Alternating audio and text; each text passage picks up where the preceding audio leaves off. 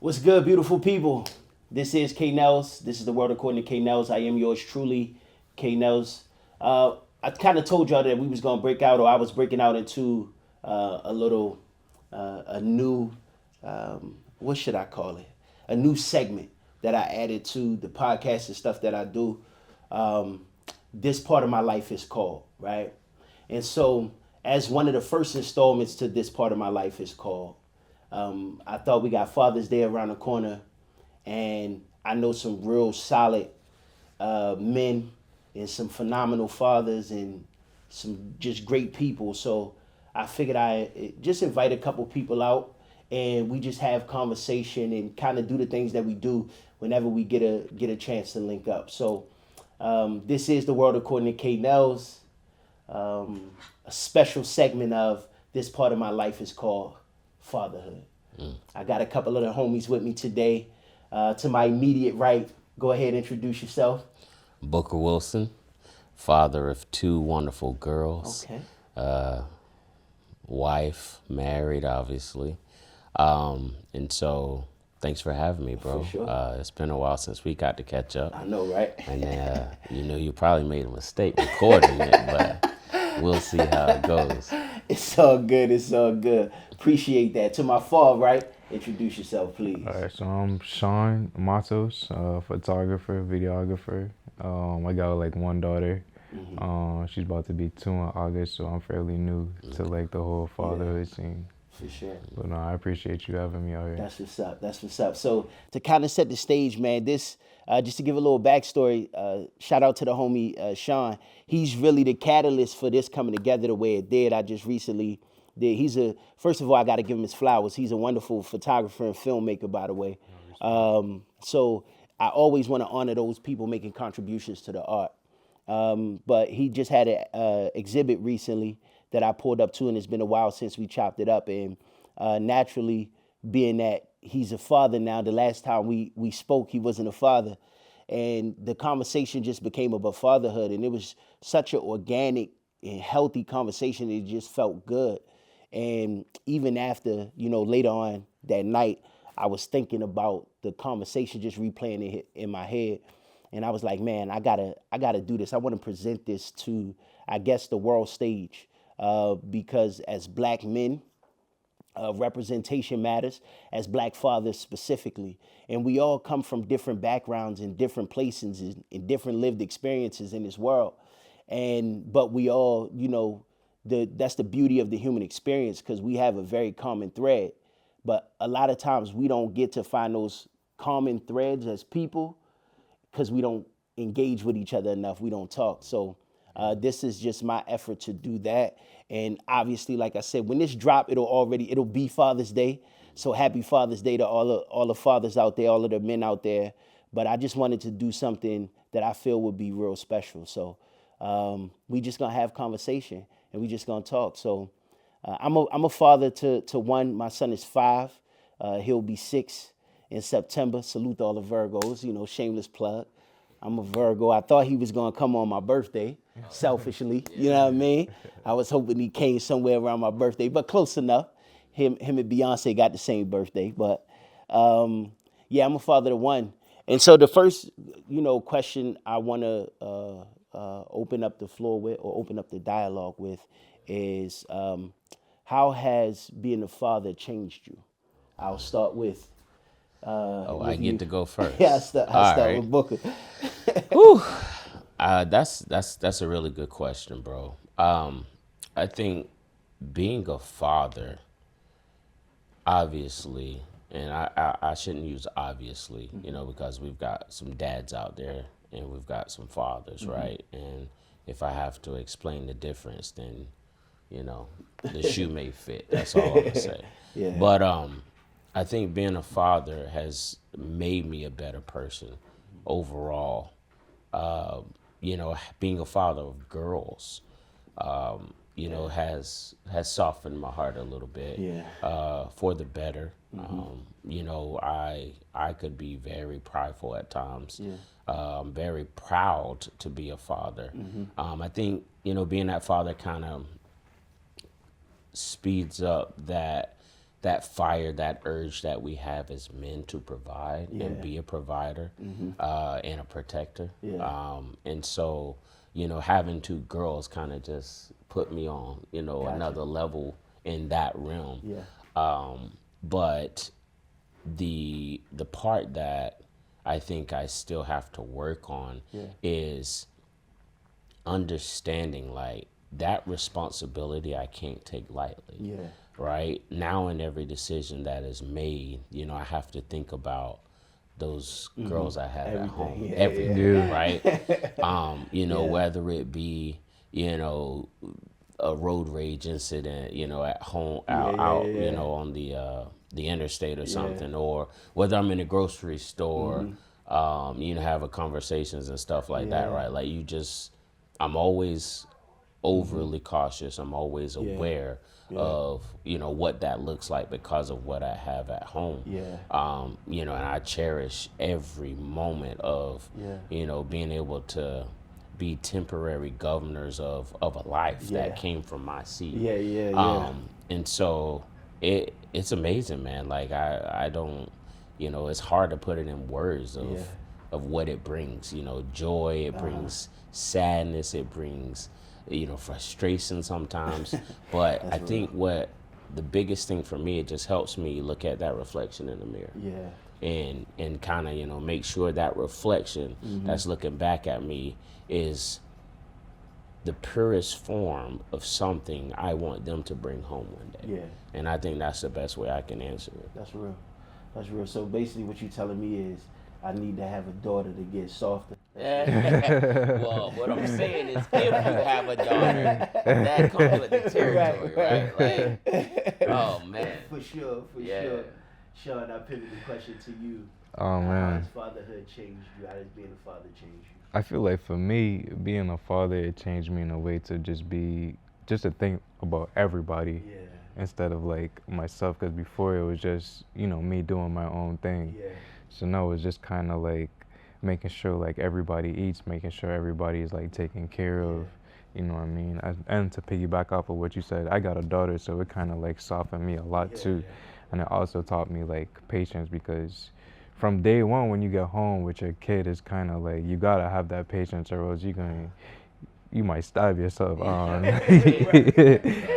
know what I mean? So I feel like just overall, just thinking about everybody and being more patient. That's what it's taught me. And it also like it puts like a battery in your back to just like keep going. You know what I mean? Cause like your whole entire perspective changes the moment like you see your kid. The moment they get home, it's like I don't know. It's like some type of like switch. It's like God puts this like knowledge in your brain. Like, okay, now you got to think about this, and this. So, to me, that's what it changed for me. For sure. For me, much of the same. Like patience is super important, and I was already a patient person, but now I'm like super patient. But it also shows me the extent to which I could be patient. And what I mean by that is like I give a certain level of grace and patience to my son. Yeah. And I told myself like you're capable of doing that. It's important for you to extend that same grace and passion to the world. Right.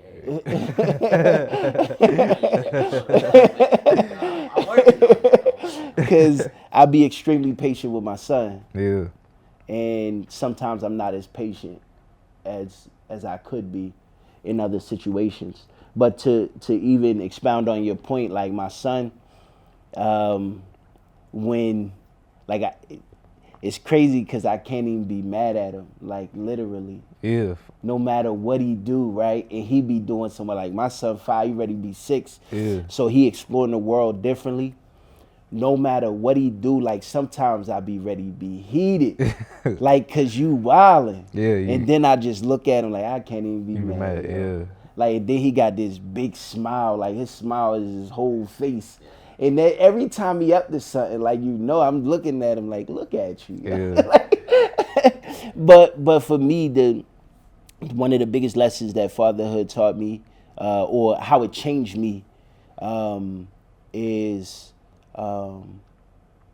just being hyper aware And it's kind of a combination of the two things that y'all was saying, like being hyper aware of everything, the responsibility that comes with fatherhood, that energy that you need. Yeah. Sometimes it just might not be your day, and you like, I always say, and this, I sound like a broken record, but I'd be like, he didn't ask to be here. I say that all the time, like he didn't ask to be here. Yeah. So excuses don't matter. How I feel, like none of that matters to a degree. It's like he didn't ask to be here. So I'm tasked with creating an environment that's conducive to his overall welfare. Yeah, that's You know real. what I mean? And whatever that looks like, that's the priority. It's not about me. It's not about his mother. It's not about his grandparents. It's just about my ability and our ability to be able to create that environment for him. So that's the biggest ways. I think the biggest changes that I've seen, it just made me be like, I was always accused of being too serious at times. Now I'm like so serious that I gotta find ways to like laugh and stuff now. Cause I'm like, yo, ain't nothing funny. I got, you know what I mean? I got to be moving and shaking. Another question that I have is, what was it like when you found out, like, I'm gonna be a father? What was that energy like? What was that experience like, Shaun? Man, I was shocked. To be honest, I was shocked. I don't know. It wasn't like, I wasn't expecting it, you know what I mean? So it was shocking for me. And I went through all different types of emotions, you know what I mean? But essentially, like, I was happy, you know what I mean? Because at that time of my life, I felt like it was like the right time, It wasn't like I was too young or whatnot. My life was already like in a good place. So like I was grateful, you know what I mean?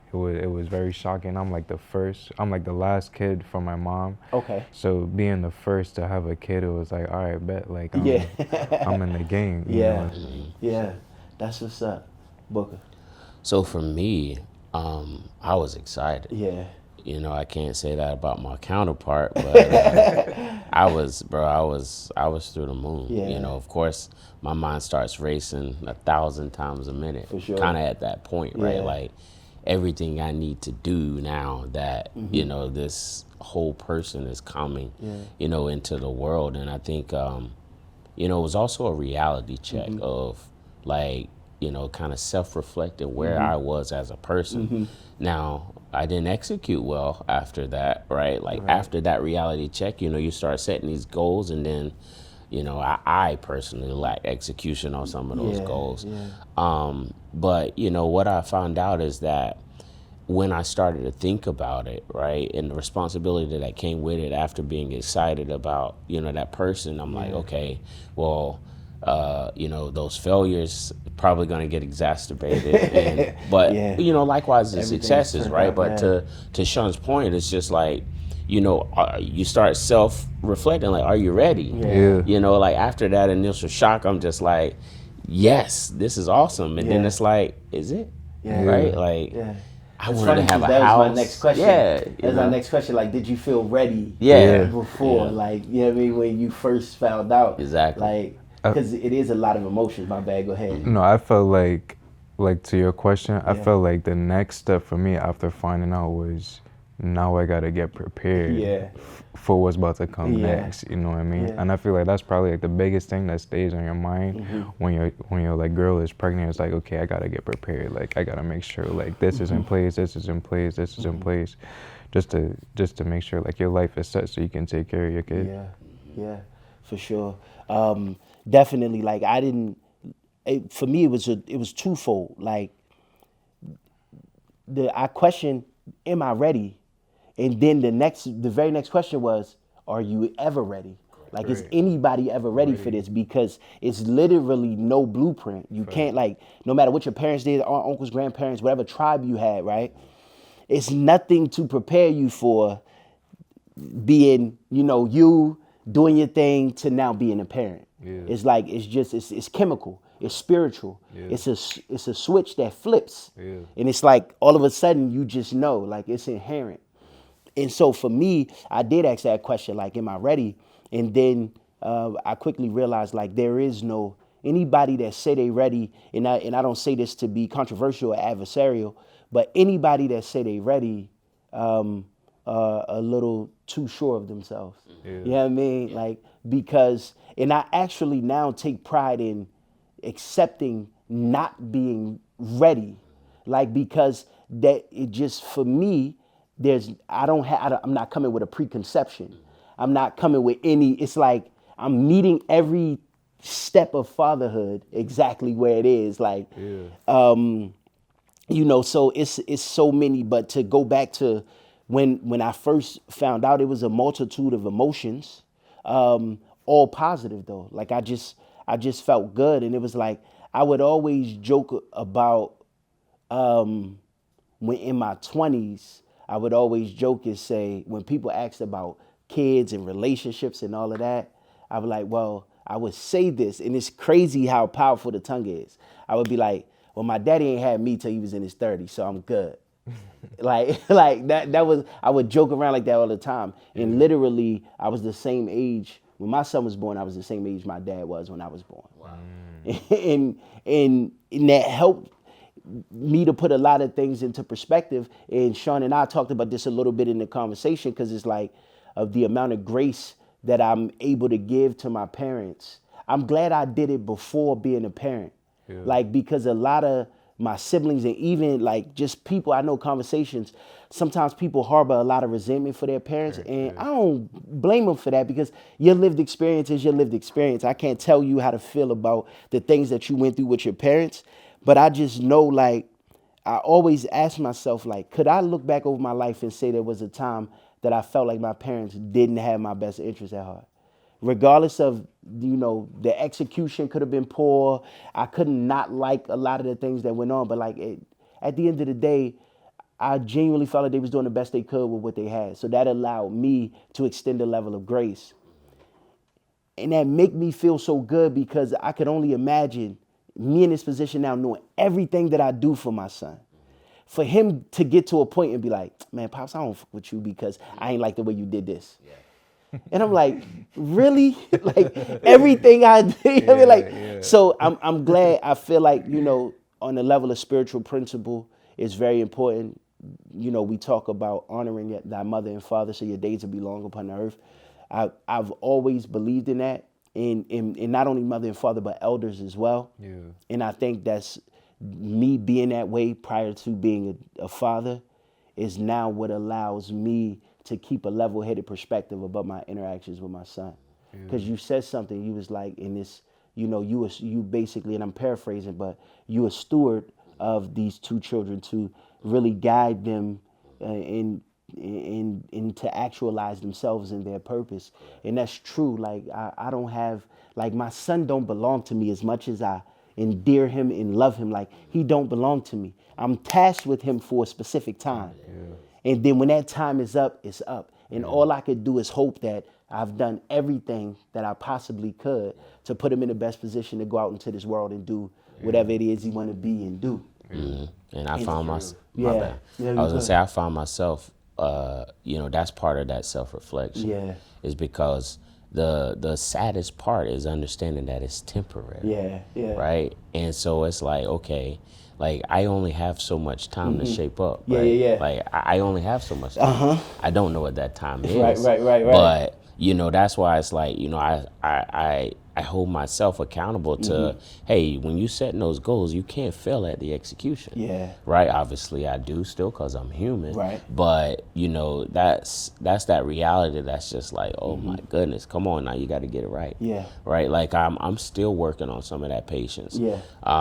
You know, I always used to joke and say I got plenty of patience because I went fishing as a child. You know, I'm a country boy. And, right. And then, you know, I realized, like, that's just a saying, you know? And because I realized, like, I'm more patient with people that aren't closest to me, because I don't expect anything out of them. But I've set high expectations for people closest to me. Exactly. Yeah, so it's like, okay, if you do what you want with your life, okay, so be it. It's so be it. Like, I don't have to live with that. But for those people that you love, it's like, no, you're failing me. But it's like, a little bit. I'm gonna tell you what get you though. I'm gonna tell you. I'm gonna tell you. This is the question that cut deep every time. But who told you to have those expectations? Nobody. And I had a loved one say that to me exactly. Who told you to expect that of me? Correct. And I was like, damn, you correct. right. Yeah. Like, So it is definitely a patient journey, which segue into my next thought is like, what has been the biggest challenge for you thus far, as a man and as a father? What has been the biggest challenge? So I think, my biggest challenge is the worry of failing, right? Like I mentioned earlier, having children and being a father, that's going to exacerbate your success, but it's also going to exacerbate that failure. Yeah. And so one of my biggest fears is failure. Fear is failure, right? And so, and you can define failure how you want, but me is not taking my biblical responsibility and doing what I'm supposed to do from a biblical perspective, right? And to me, that's the failure. Obviously, you got the tangible stuff, food, shelter, all that good stuff. Right. But that is my biggest fear. I got you. Yeah. Yeah, for sure.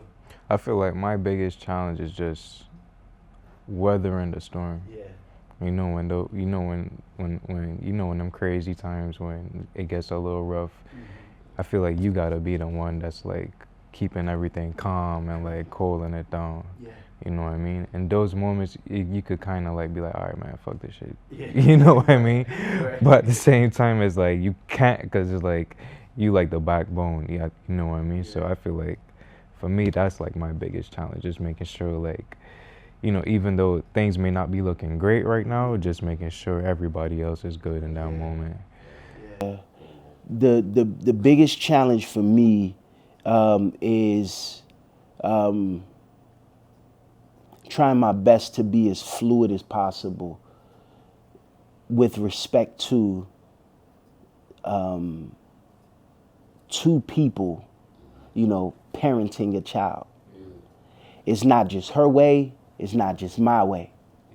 And where does that bridge connect? Like, that's the biggest challenge, because, and me and my lady come from two completely different backgrounds. I'm talking about like completely different. And so the way I move is different as a parent in respects to him. So I'm somebody that believe in like almost absolute freedom, with the exception of him physically harming himself or somebody else, right? I let him explore and be free.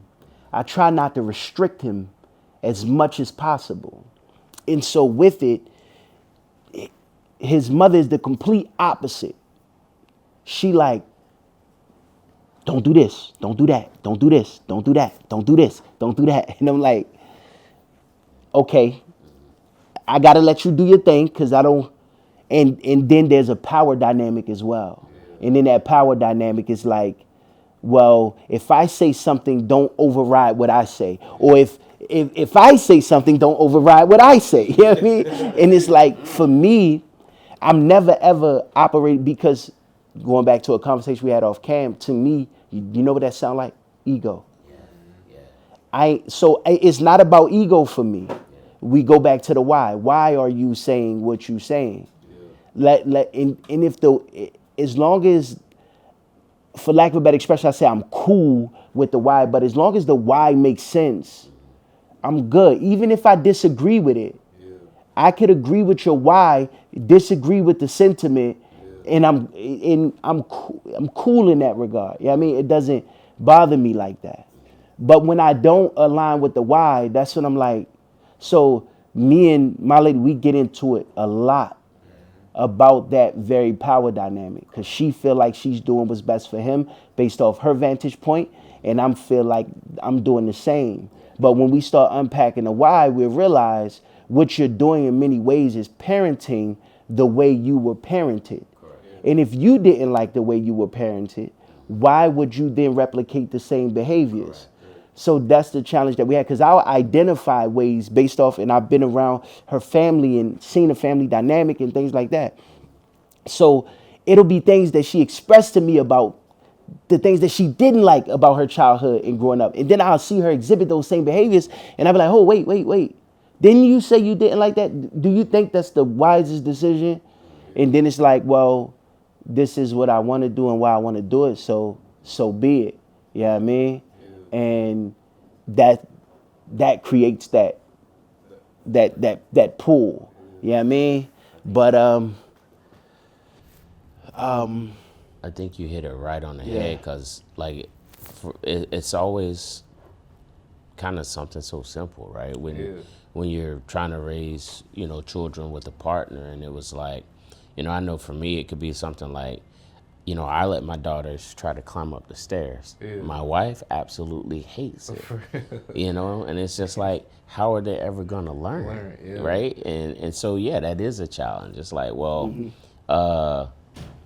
she knows how to do this because I allow her to do it. But my wife, no, she don't need to do that. She gonna fall. I said, no, like I'm here to catch her if she does it, right? But Maybe she might need exactly, to fall. and she might need to fall, right? That sometimes, you know, they say life gives the best, you know, is the best It's teacher, the best right? teacher. It gives the It's the exams best first and the teacher. lessons later. Yeah. And so, you know, but that again, that's kind of how I was raised to the point, you know, Nellz was making. It's just like, hey, my dad and them, you know, just like, hey, you in the country, you know, it's dangerous out there. You could be getting chased by something one day, you know, or falling somewhere, you know, off a tree or something you shouldn't have been on, you know. But that's kind of how I grew up.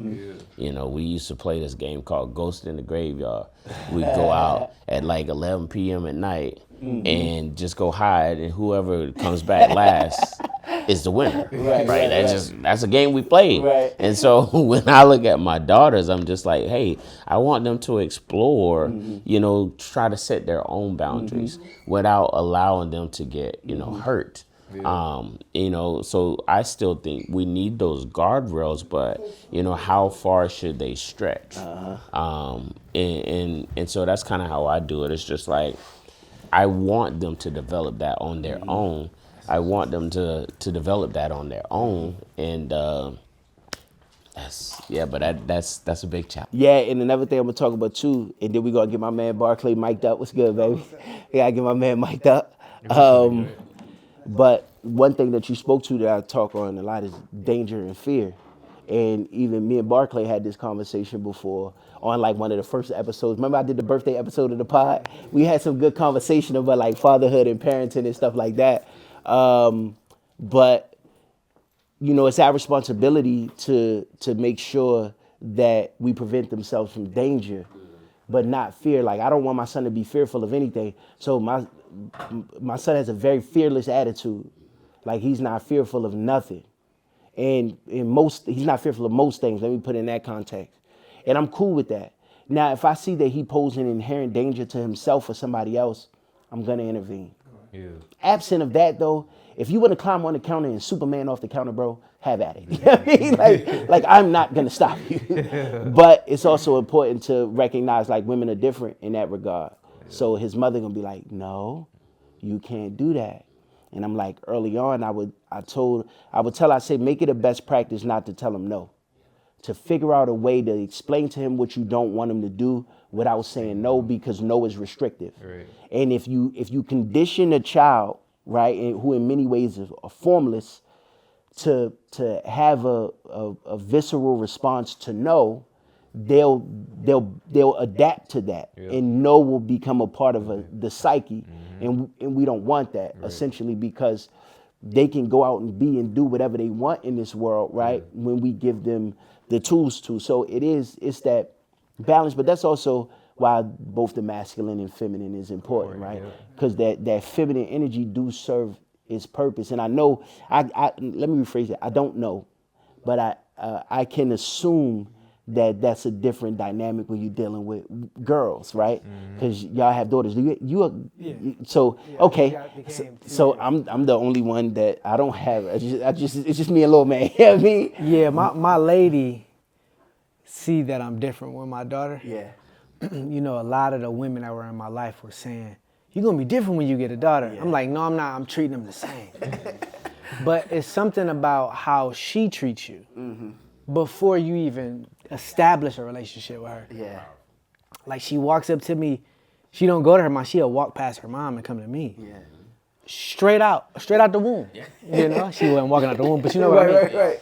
So I'm learning that my boys just need that, you know, that little hug because of how we've been raised. Yeah. Get up.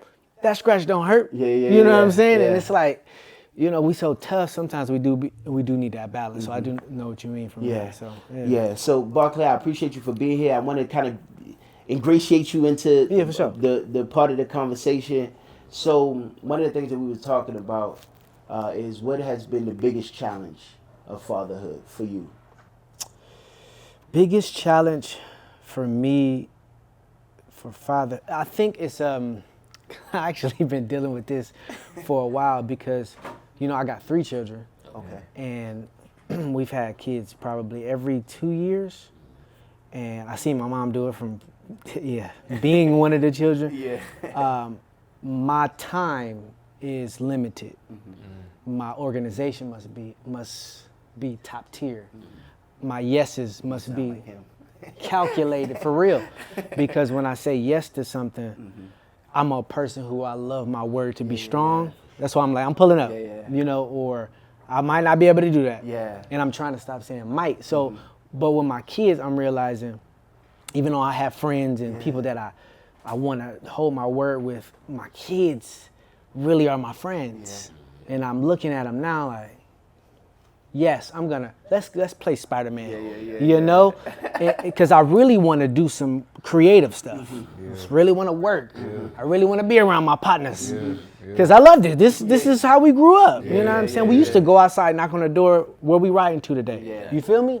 But now these are my friends, and let's go back into the childlike place. And that just gave me a strong sense of conviction. I got to shake your hand, and I appreciate you, because the opportunity cost of you being here is not being with your kids.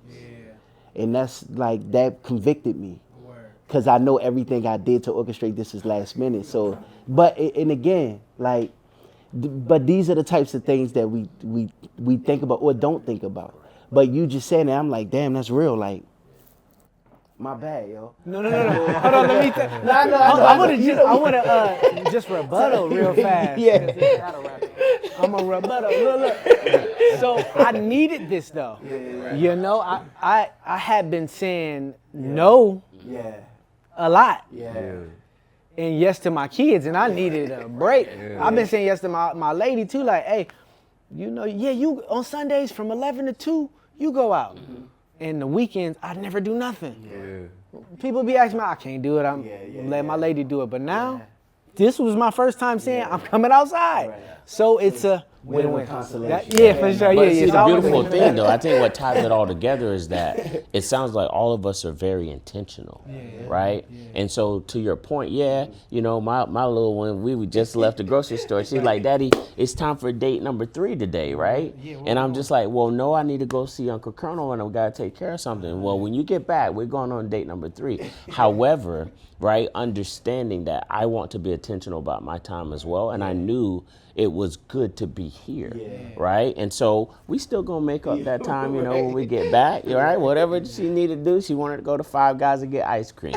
But, you know, when Daddy get home and she not sleep, sometimes she can't make it. But I think the difference is us being intentional and, like you say, organized about that time, because, again, we don't get much of it, right? Or as my old psychology teacher used to say, hey, we all got 24 hours in a day. It's what we do with it that counts. And so, again, getting back to that underlying of being intentional, right? Like, it's taking us away, but I feel what we're here doing today and what we have to say is going to resonate with people all over the world. For sure.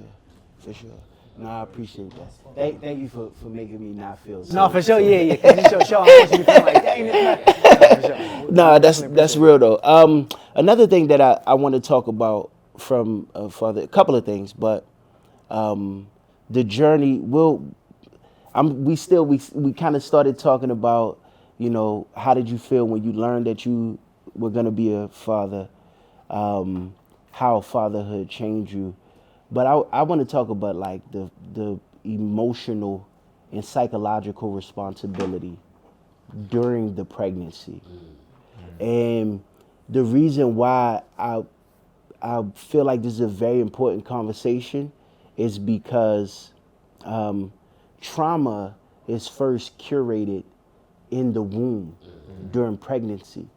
the stress that the mother is under 100% affects that of the fetus that ultimately becomes the baby. And I know for me, it was the most difficult part for me was the actual pregnancy itself. And that's not to be disingenuous to the women that have to go through the physical aspect of pregnancy. This is actually a nod to y'all. I want to, you know, pay my respects there, because I know that you women not only have the psychological aspect, but they have the physiological aspect as well. But the reason why I bring that up is because when you are intentional and when you're going on this journey with the woman, and again, I preface this because this is a conversation for everybody. So I don't know what your relationship was like with the mother of your child. Maybe it wasn't, you know, maybe y'all didn't have to go on a journey together. Maybe it was, you know, contentious starting out and then y'all made it good. Maybe it was good starting out and then y'all not good. Whatever it is, you both were responsible for the life that you brought into this world. But I preface all that to say, for me, psychologically, the psychological and emotional responsibility I had to the woman was the first challenge. Yes.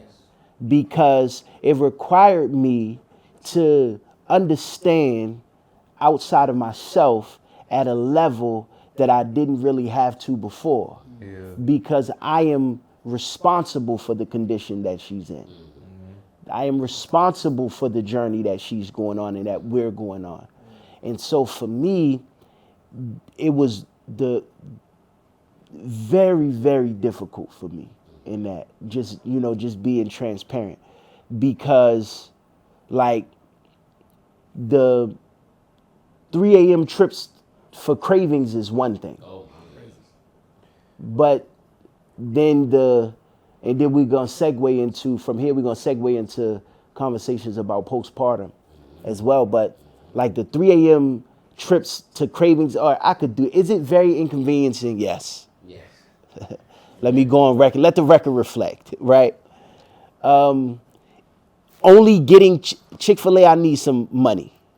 I'm telling you right now, I need an endorsement. I need some money. The amount of Chick-fil-A, and then I wasn't even smart enough to get the app. The amount of Chick-fil-A that I purchased, during that 9-10 months is bananas.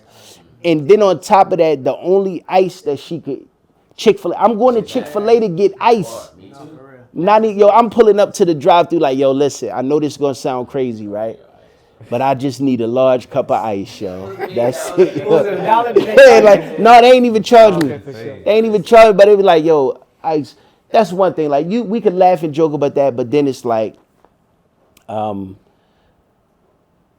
trying to understand, to be able to help her in a way that she don't even understand about herself, and she need in her journey. Like, she can't articulate, hey, I need this right here.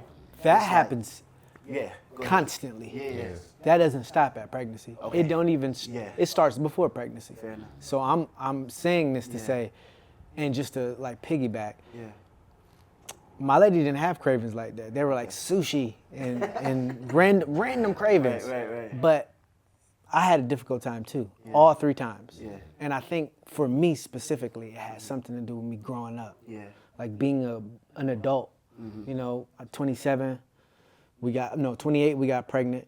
And then once I got into my 30s, I was like, I am, because I sat at your podcast and I said this specific thing. I said, wherever I say we're going, mm-hmm. even if I don't even know where we're steering the ship. Mm-hmm. And she just innately follows me. And that's why I had a difficult time, because I'm just kind of like, we're going to go here. Not knowing that over here is danger, financial or quitting a job or being emotional, overly emotional. So I could say now my third one, I'm a little bit more grounded.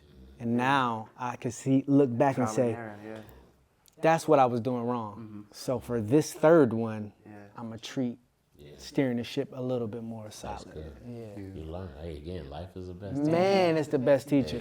I feel like that experience is important, especially with you like having like your third kid. Because for me, this is my first kid, so it was just like I made hella mistakes. You know what I mean? I was hella God. impatient. I'm Oh like, God.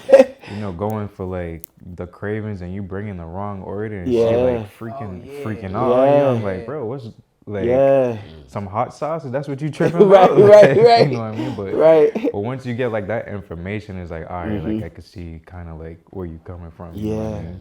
And I'm not the one carrying the baby, so it's like I gotta Right. try and put myself in your shoes at the same time. Yeah, and oftentimes, and this is where I get a pass because it's Father's Day, so I'm gonna be a bit selfish.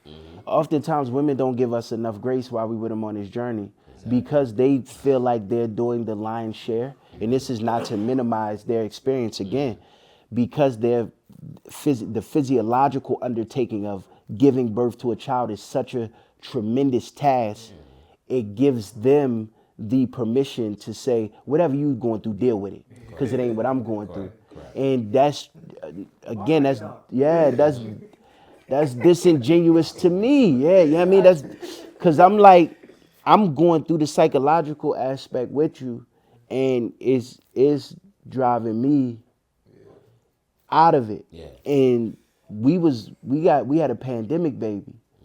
So no doctor's visits, like I couldn't be present. She in the room by her. Like it was a lonely journey for her. Yeah. Even though I was there. I was there, but not quite enough. And so she ended up having a very traumatic. The pregnancy was okay, comparatively speaking. So the pregnancy wasn't as traumatic, but the birthing was extremely traumatic for her.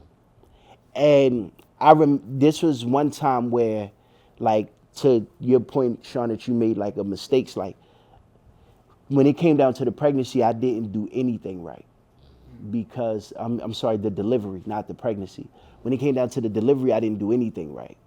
And I would have, although I appreciate the experience, I wish her mother was in the room with her. Because her mother would have been able to be psychologically more what she needed than I. So for me, I'm so pragmatic to a fault. Going back to what we said earlier, problem, solution. That's how my brain is hardwired. So it's like the solution that you need renders me completely helpless. I can't deliver the baby. I can't do anything about the contractions. I can't do anything about the epidural. I can't do anything about anything pertaining. The only thing I could do is just be there and helpless to a degree. And that wasn't enough. And so it's like that if I could go back and change it, I would change that. And I was like, it didn't, and the main reason why I was there in many ways was a selfish reason. Because in my life, I always told myself I was going to be there because I want to cut the umbilical cord and all of that. Like, that stuff don't bother me. We in there. But that was about me. Like, I never, even up to the actual, it was never about, that part was never about her. And when I see how it played out, I was like, I didn't really need to be there. My ego told me I need to be there so I could cut the umbilical cord. But what she needed at that moment was to somebody be soft and endearing and warm and just like present with her, stroking her back, stroking her head, talking her through. And I'm like, I could do all of that, right? That ain't gonna bring the baby out. And shame on me, like I carried a lot of shame about it for a long time. So I beat myself up enough. But it's like that's the way my brain is hardwired. It's like I could do that, but baby, you still gotta push. Exactly. But we've been able to, like, she and I went to war over that, because in many ways, without divulging too much, just to protect everybody and where they are, she would tell stories about her birthing experience, and she would dog me out every time she told the story. And I never said nothing. I just took it on the chin and it's like, you know, Shout out to you. it's her journey. Yeah. You know what I mean? Like but this was, we 3 years in now. Like my son was 3 at the time. And she telling the story again. And she, same narrative though. I didn't heard the narrative a million times. Yeah. I didn't heard the story a million times. I never said anything. This day, I was just like, It was different. yeah, I was like, yo, hold on. I turned up. I was like, what? Like, what? Like, I really got out of my body. Yeah. But that's because I was just going along to get along, right? And that's never the right thing to do. Always speak up, let people know how you feel. Because strangely enough, in all of that, we had a conversation the next day following, and she was like, I never know me telling the story that way made you feel that way. Yeah. And the whole time I'm like, how could you, like, what you mean? Right. Like, I'm here, yo. Like, I'm in the room. But again, I know, because I knew what that experience was for. And so it was enough. And like, it didn't even bother me. And I think that time it just got to the point where it's like, all right, yo, let me give you some perspective. Because I know you feel this way, but everything. Then I just started, you know what I mean? Stuff that I won't recount, but I just needed her to understand the perspective of, like, yeah, I wish I could go back and change. Like, everything in me wish I could go back and tell your mom, because they could only one because of the pandemic. Okay. So they was only allowing one person.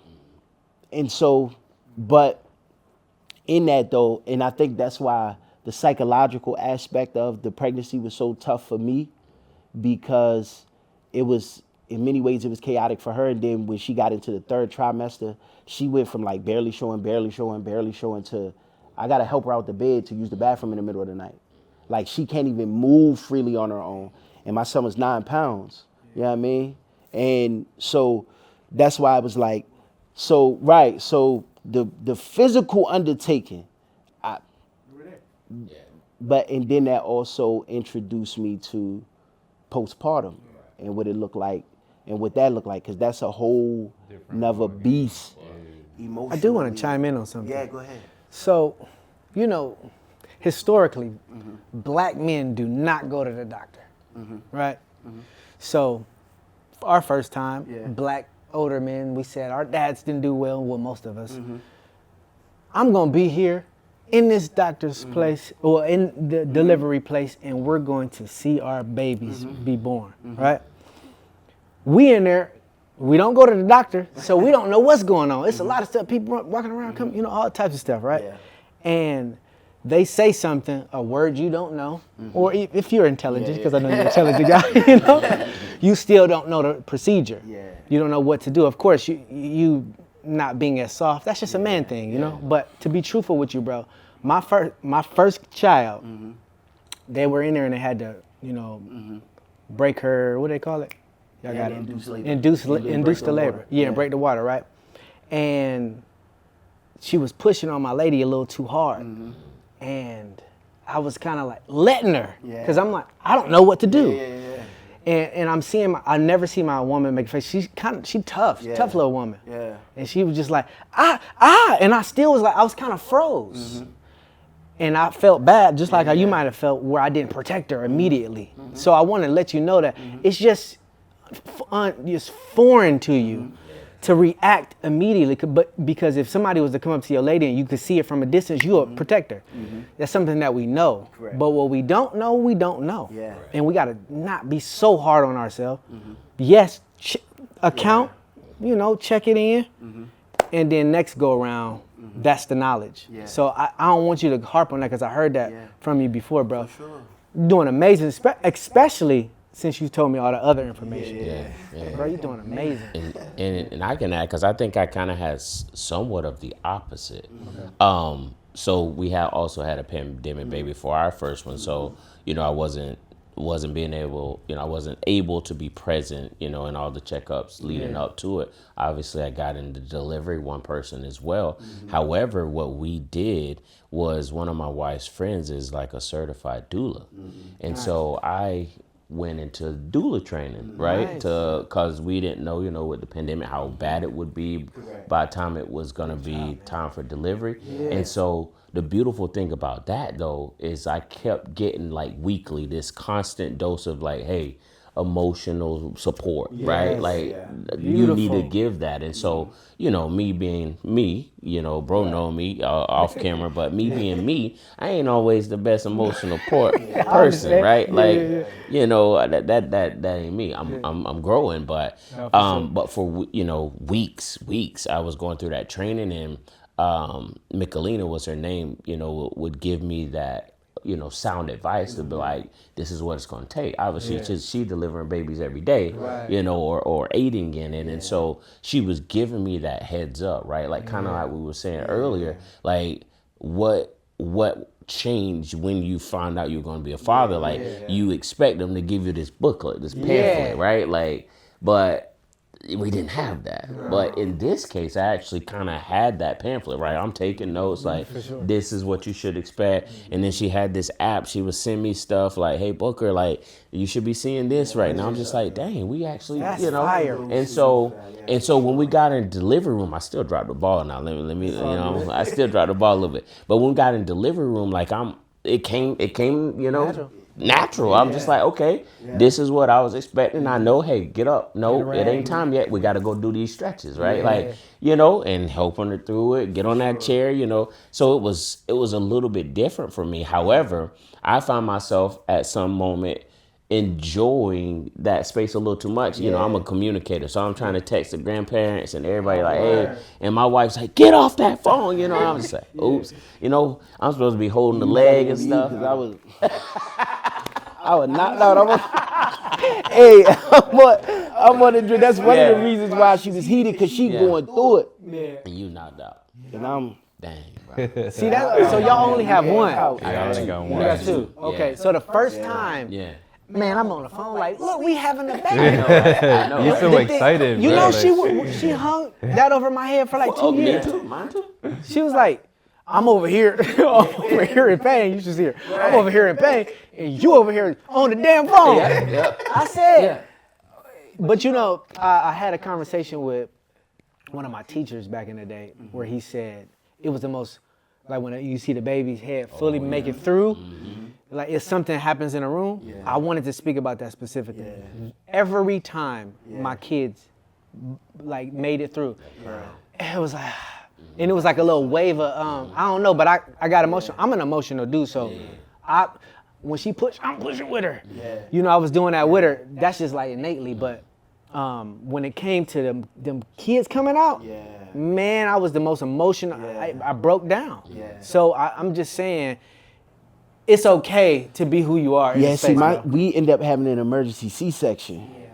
So I'm there though. So I'm telling her, like, so I'm at her head. They got the big sheet up. She laying that with her head right here. So the what's the lady? The anesthesiologist is right there. I'm right here. She right there, because she monitoring the pain. And at this point, her labor was induced. She was in labor for a total of 28 hours. Whoa. So labor was induced the day before. She stopped dilating. So then they tried to do a forced dilation. They got this little tool that they use, right? And to open up. She still wouldn't dilate to what she needed. She wouldn't dilate more than 5 centimeters. So then they like, hey, we gonna have to do emergency C-section. And so I'm there, and like they open her up, and so I could see like kind of around the sheet. They like, I ain't know that was the process though. They moving organs to the side. I said, oh, that's crazy. Like, so which played into this part, really played into the postpartum aspect of it. Because the biggest one of the, and I don't want to speak for her, she'll tell her story at some point in time. But from the outside looking in, one of the biggest things that I seen that played the biggest trick on her psychologically was she could no longer look in the mirror and see the person that she was before the baby. And that was traumatic because she would always say like, everything about me is different and I just want to feel like I used to feel. And now you can't even identify with the reflection that's coming back at you because of, so that was a whole other beast, right? Yeah. But even still going through it, like, that's why, like, so I was, for me, going back to kind of the stress that the mother endures during the pregnancy have so much bearing on the child. In many ways, that's why my son is autistic. In many ways, that's why I feel like that's like the genesis of his condition. Because in that third trimester, going into that induction and labor and all of that, it was extremely traumatic for mom. It was extremely traumatic for him. And there was so many things that happened that I can't see, that I know that happened between mom and fetus, that it 100% contributes to the condition.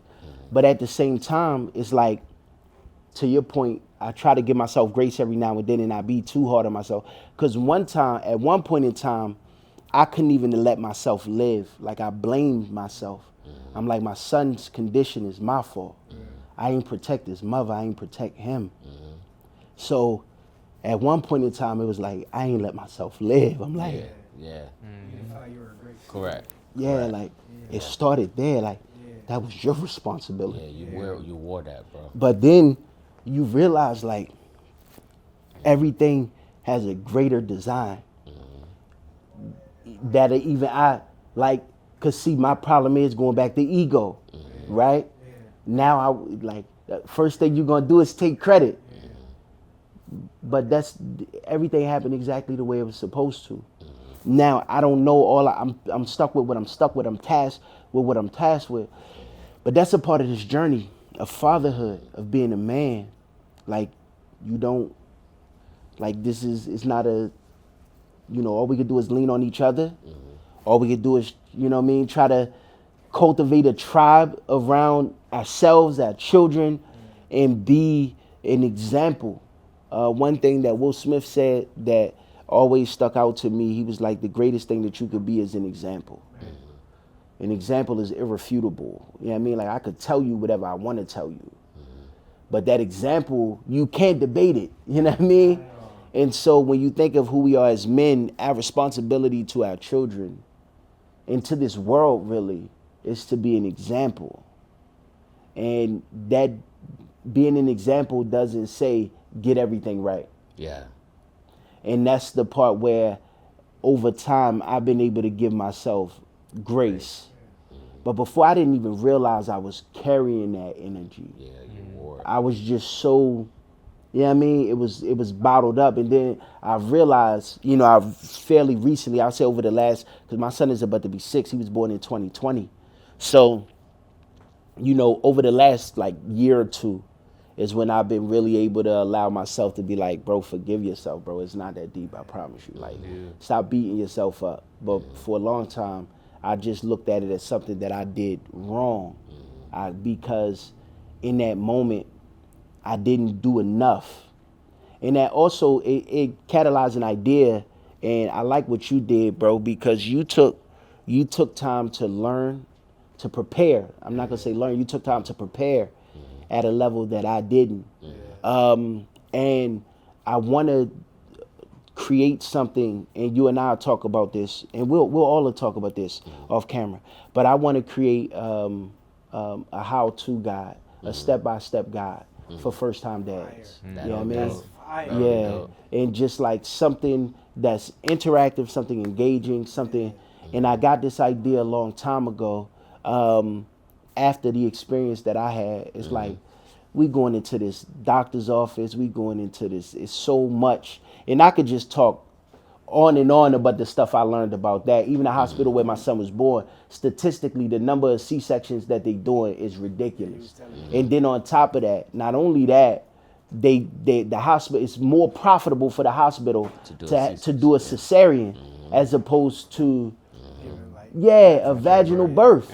So like all of it, you got the economics of it involved, the greed of capitalism involved in your baby, and then it's not even the help. So every parent that I know that had a doula or midwife and did at-home births and stuff like that, the experience was completely different. You know what I mean? So that's another conversation for another day. But yeah, man, when it you know, that part, I think that's why I dealt with such the psychological and emotional aspect of it, because of how everything played out. And then postpartum was just an exclamation point on top of that, because I couldn't understand how she was feeling, and she couldn't describe to me how she was feeling. She couldn't put words to explain the postpartum, and it wasn't until we was years removed to look back. And in that process, I learned like some women deal with postpartum for up to 5 years after the birth. Sure. Oh yeah, you could tell it in the conversation. Yeah. So yes, and I had an aunt. Her name was Michelle. Yeah. Older lady, loved me.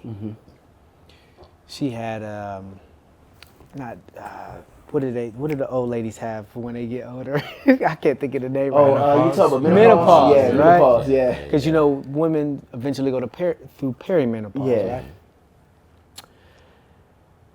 This lady treated me with so much love every time I saw her.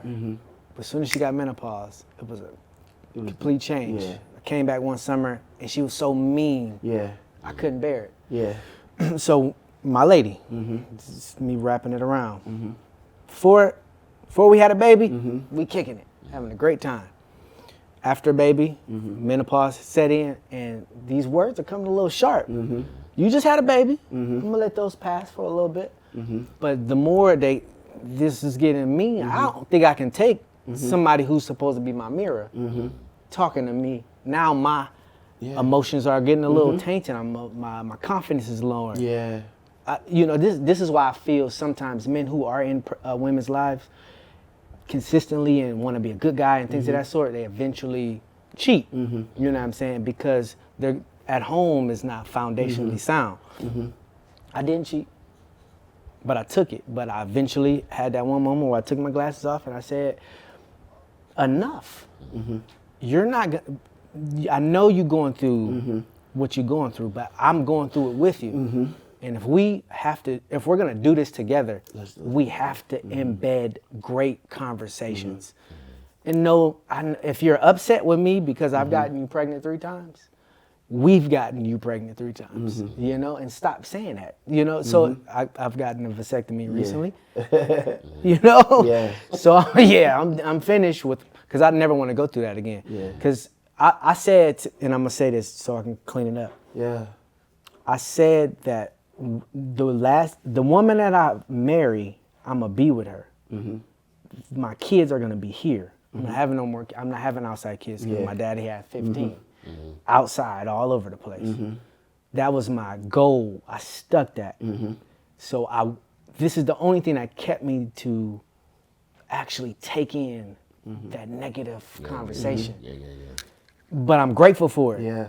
Because it was tough going through that with a woman who, you know, it's tough. And all you could do is just give them grace. Yeah, man. Because they don't even know. Correct. Like they can't fully grasp and understand what they're going through. They learning just as much, especially when it's the first time. They're learning just as much. And so again, it's physical, it's emotional, and it's psychological.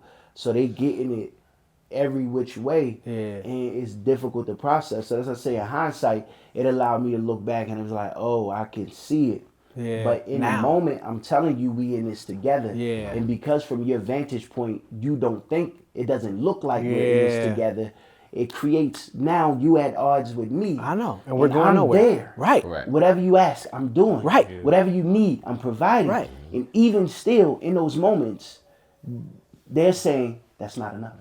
Yeah. Man. Because you don't feel like I feel. Correct. But you're making me feel like I feel. Right. You get what I'm saying? Man, I'm telling you, because my daughter's 2 years out. And now, I just had this conversation with her recently. Hey, anything you need, I'm willing to provide for you. But I want my time. I don't care if I'm a creative. I want my time. When you want your time, you are allotted your time. Take it. Don't feel like you got to do anything. And I feel like that is what we do as steering the ship. I never knew that until probably a year ago, bro. That you brought up one thing that I wanted to touch on too. You mentioned your father. Yeah. And I wanted to talk a little bit amongst the group of how that dynamic between you and your father shaped your perspective or approach to being a father. Yeah. So I guess I'll kick it off with you because you kind of already Right. touched I on won't it be a little. long either. Yeah. Touch on it a little bit, but how is that? How has the experiences you had as a child? How did that affect you, and how did that shape your approach to being the man that you are and the father that you are? Yeah, I think like it's a great question. 50% of it is being there, because you learn that we're all visual learners. Yeah, And the other 50, for me, I'm being a little bit like my dad, even though he wasn't that present in my life. But the times he was when he coached me when I was 10, he would never say anything when I did good or when I did bad, only when I didn't respect something. okay, And I love that. Yeah. Because I played football. Yeah. And he wasn't my coach at the time, but I was dogging his team.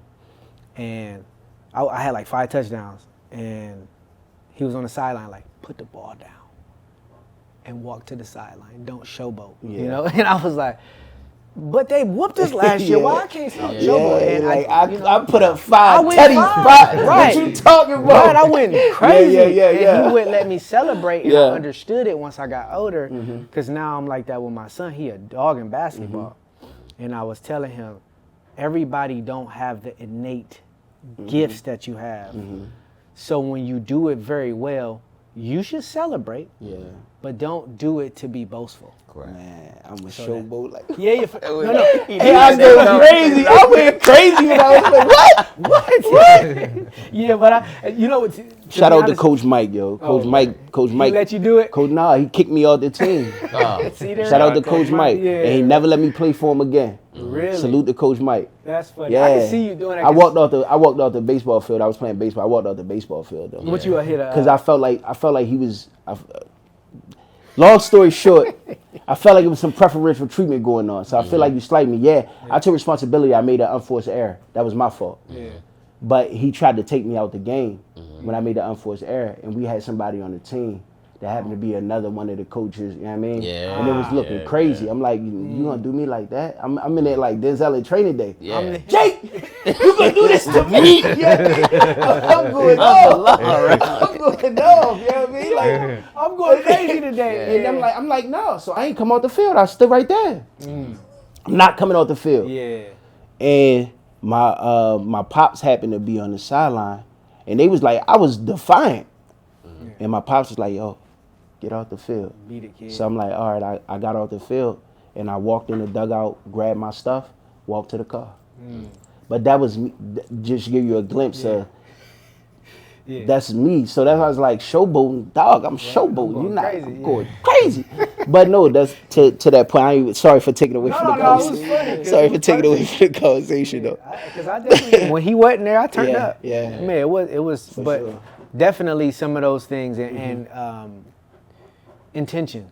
Okay. When he did do something, it was intentional. He thought about who I was. Like we like Bruce Lee together. Yeah. And every time he would have like a new film or something like that, and it's crazy you remember those things. Yeah. But, Yeah. So intentionality, I've been doing a lot better with my kids. For sure. Same question for you. For me, man, I that's a really good question because my past 2 relationships, my wife currently and my girlfriend before, when I was just dating, they didn't have good relationships with their fathers. However, for me, and it's just like, how do I attract that? But I'm starting to put the pieces together.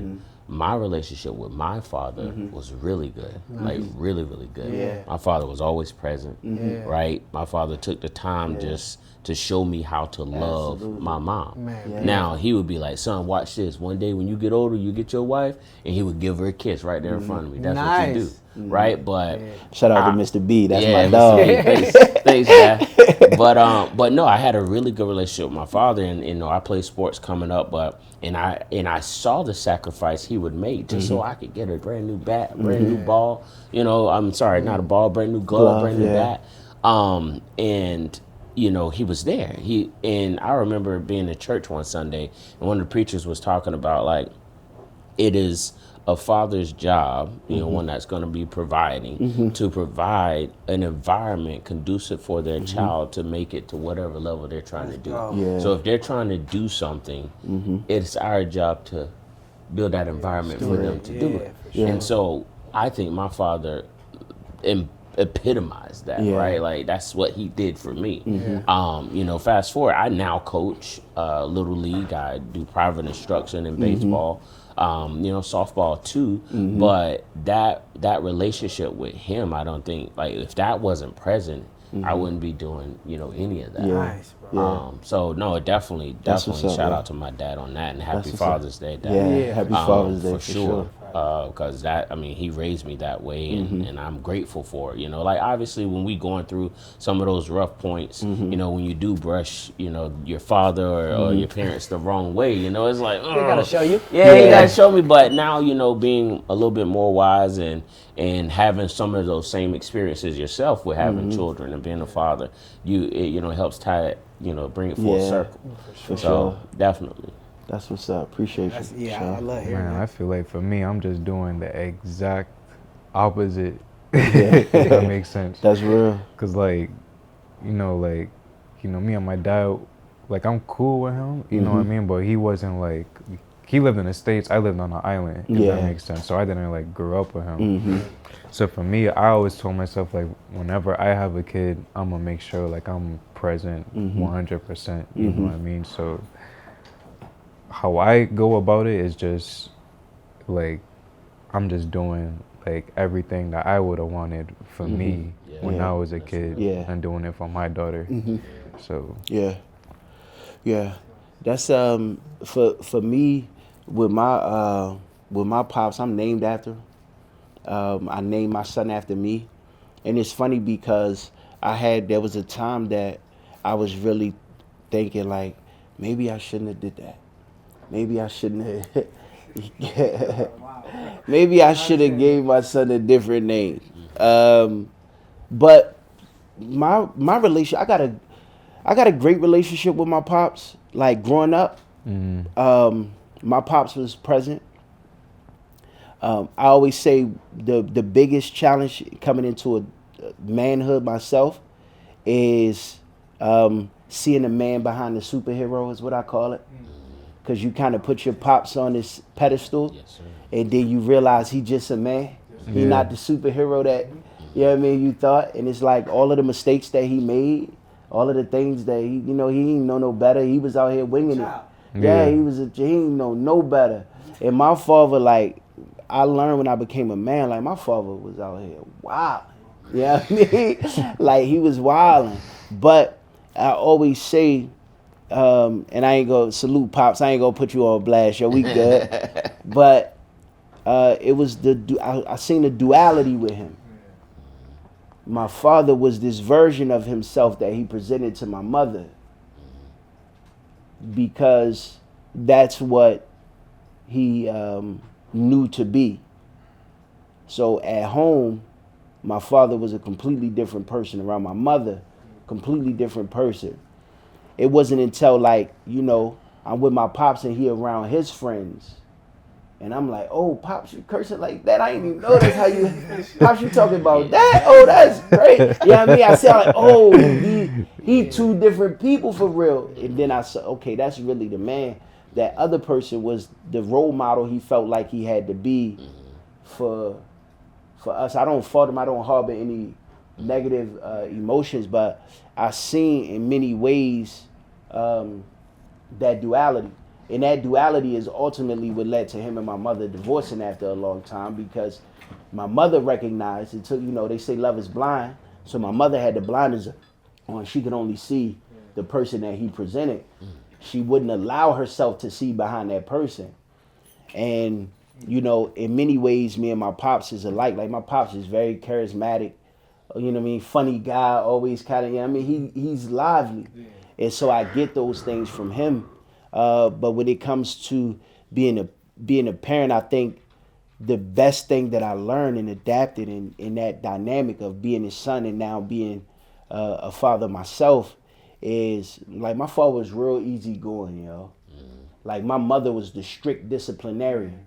My father's super chill. Like my father I only ever got physically hit by my father one time, and that's because I cursed at one of my nieces, and he hit me because my mother heard me. He talked to me after like, come on now, you put me in a bad spot. Like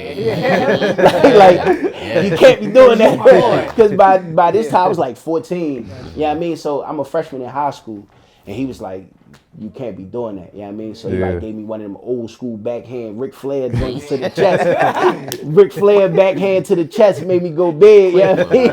But like that was really it. Other than that, like me and my father, like I remember one time I always tell this story. And then I'm gonna let Pops live. Hey yo, my father used to hate Terrell Owens, yo. Really? Oh my God, like When we was on the yo, no. This is Dallas T.O. by now. You know what I mean? Like, and for him, cause he was like, he a crybaby. That's what he used to always say. Like, he a crybaby. I'm like, and I remember one time we having an argument. One, you know, that Cowboys Redskins rivalry. You know what I mean? I'm from Maryland, so you know that's. So my pops ain't like the Cowboys like that for real anyway, but this one time we watching football, yo, and T.O. doing what T.O. do. He a playmaker. Yeah. So me and my pops get to arguing, and I'm like, this is around, I was like 15, we was living in Atlanta now, so I'm like 15, 16, and I'm like, Pops, yo, no matter how you feel about him, yo, he ball every Sunday. And that had my pops tight. Like that's the first time I ever seen my father like really mad. And like that was like mad, like let me rephrase it at me. I seen him mad at the world. Like I seen how he turned up out there. Like my father been in more fist fights from age 45 to 55 than I've been in my whole life. That's crazy. Like that's just the type of person he is. Like he'll throw them hands. You know what I mean? Like he believed in throwing hands. Like So but he was tight to the point where he tried to hurt me, like verbally. Oh, word. Like he was tight. And I remember that because I was like, when he said what he said, which I won't repeat, but when he said what he said, I was like, oh, Pops, you hurt. You know what I mean? No, not to him. I thought it. I didn't say it. I didn't say it. I didn't entertain the conversation no further. But in my head, I'm like, oh.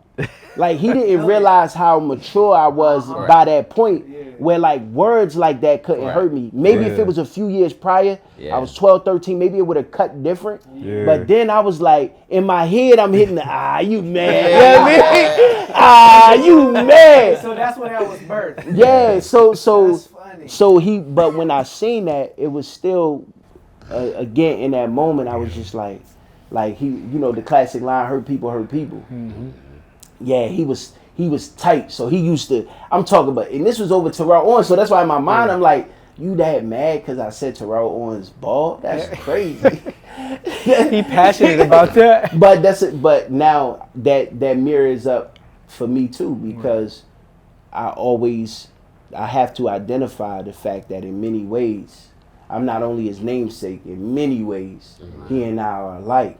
So I have to mitigate those qualities and characteristics that I don't really like per se. I have to recognize that if I'm not aware, then I'm gonna exhibit those same behaviors. And in many ways, when I was younger, I used to be a little bit more naive because like I would always say, man, my father showed me everything. My father showed me what not to do. And again, I don't want to minimize his presence because, like you said, being there is 50%. Yeah. So I don't want to sound like I'm talking negatively about that, but I'm giving you a real glimpse into the psychology of the thought process of being a kid growing up under my pops and why it's so easy for me to not only give him grace, but give our parents grace in general because they didn't know. But I was like, I much rather feel like sometimes the better alternative is to have somebody to show you what to do. And you learn through trial and error what not to do, as opposed to knowing what not to do and having to learn through trial and error what to do. And many times, in our lived experience as men and as black men, we're faced with having those examples sometimes of what not to do. And we figure out what to do on the fly. And when we get it right, we like, all right, and then we go through life. So I just realized, like, as men, my pops, he was just trying to figure it out too. He ain't, That's hot, bro. we don't know what we don't know. You said that already, and it's powerful. Yeah. And then going through, you know what I mean, everything that I went through, I still, no matter what, my pops, I always show him nothing but love and respect. Yeah. Whether I agree or disagree with the things he do, the way he live his life now, any of that, I always show him love and respect. And same for my elders, my uncles. I got a lot of uncles and stuff like that. I'm at the point now where I show them love and respect because I realized they didn't know. Correct. All they trying to do was figure it out. And all of us are really at different stages of figuring it out. Yeah. That's real. It's a bar for sure. And so to kind of, we could keep the conversation going forever because there's so much stuff that I want to talk about. This is officially a part 1. We're going to do a part 2. So this is officially a part 1. Okay.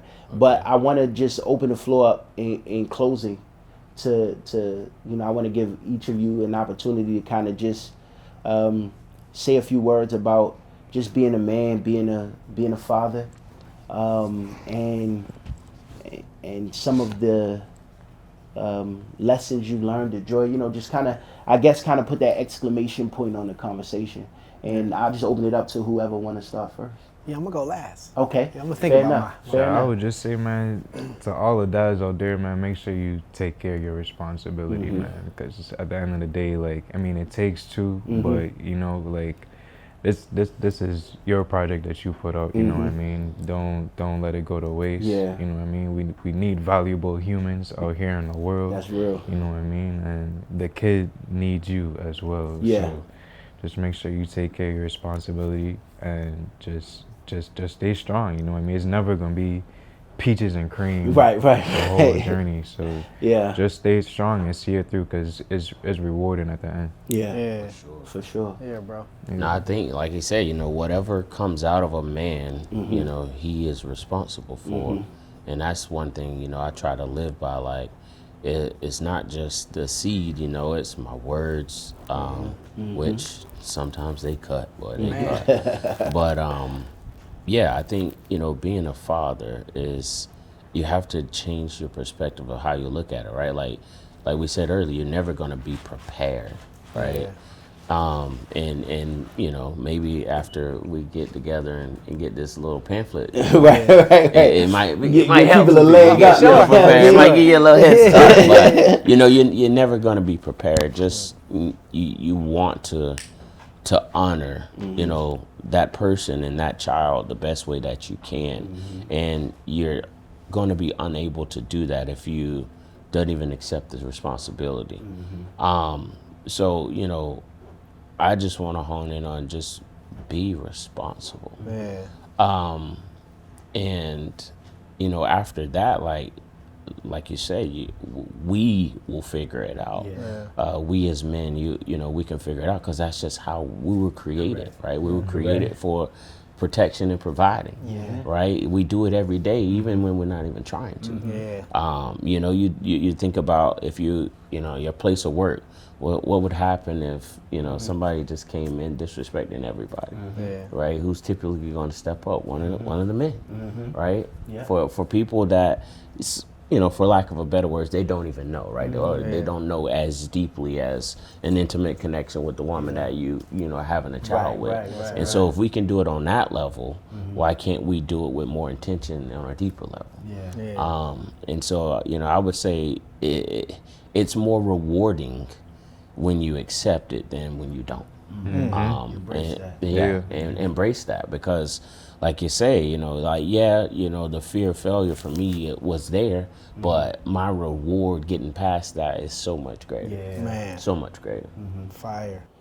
For me, I always say, as men, so I'm gonna say this, yo, don't buy into the hype, yo. It's a lot of, like, the algorithm will tell you that men and women are at odds with each other. And it's a lot of discourse between men and women.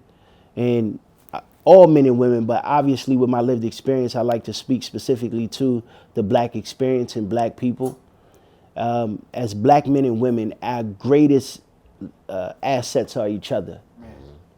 And it's very important, and that's part of the purpose behind this conversation, is to put something else out into the atmosphere, into the algorithm, that's not feeding the status quo, that's not feeding the BS.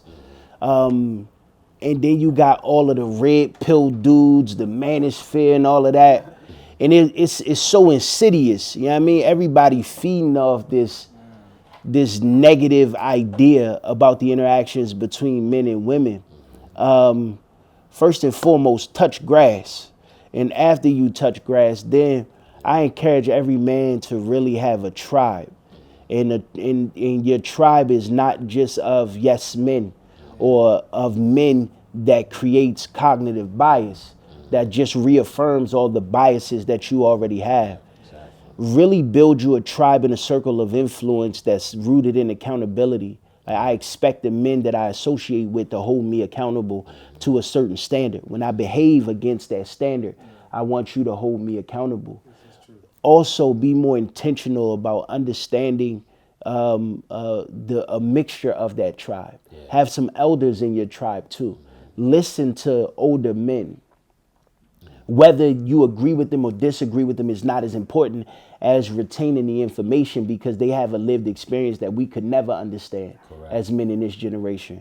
So honor the elders that we have to interact with as men, and then honor the elders that's women, and honor the women in your circle of influence. Take more responsibility for building a tribe that consists of community, a real sense of community between men and women, between our elders, between our children. It's a saying that goes, you could tell the welfare of a nation by how they treat their women and how they treat their children. Or rather, I like to frame that as the weakest of us, for lack of a better expression. Or let me rephrase that, because weak has a negative connotation. The most vulnerable. How we treat the most vulnerable is a reflection of the state of mind of the society that we live in. And when we looking at how the most vulnerable are treated today, as men, we have a responsibility to our children. We have a responsibility to our women.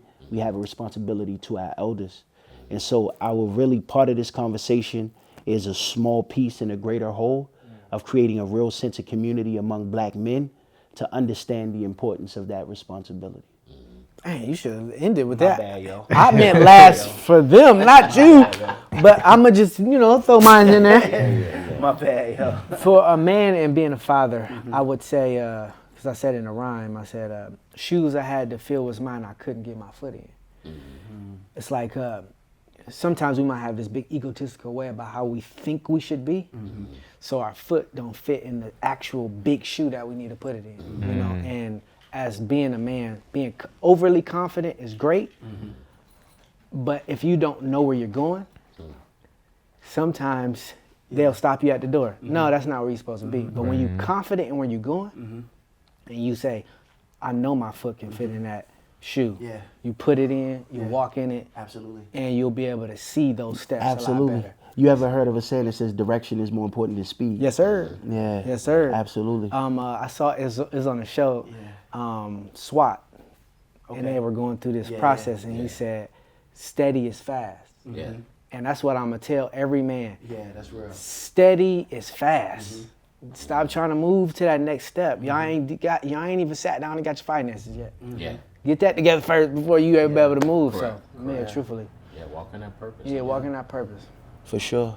Man, I appreciate y'all. Yeah, Thank this y'all. is dope. real. Thank y'all. For The sure. homie Shaun, Booker, Gotcha. I done Barclay. run into him. Yeah. I appreciate y'all. This is The World According to K. Nellz. And this part of my life is called Fatherhood. Fatherhood. Appreciate y'all. Let's get it. Peace.